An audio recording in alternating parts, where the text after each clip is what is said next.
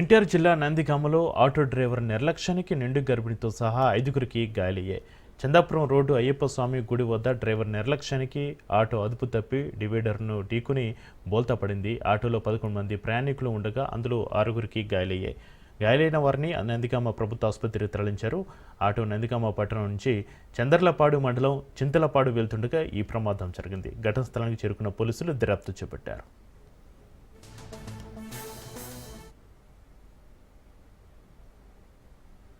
ర్యాష్కి వెళ్తుంటే మా husband incident చెప్పిన ఇంట్లో ప్రెగ్నెన్సీ లేట్ అయిందన్న చిన్నగా బాని అంటే సౌండ్స్ బాగా పెట్టుకొని ర్యాష్కి వెళ్ళి వెనక ఎవరో తీసారని తిప్పిండు హ్యాండ్ తిప్పితే అదే ఎదర ఏంది డివైడెడ్ తగ్గి పోతాం 11. ఎంతమంది దెబ్బలు అయింది? 6గురికి చింతలపాడు. ఆయన చింతలపాడు, ఒక ఆయన మా నాన్న, ఒక ఆయన మా హస్బెండ్, నేను ఇంకా ఆటో అతను, వేరే ఆయన విజయవాడ.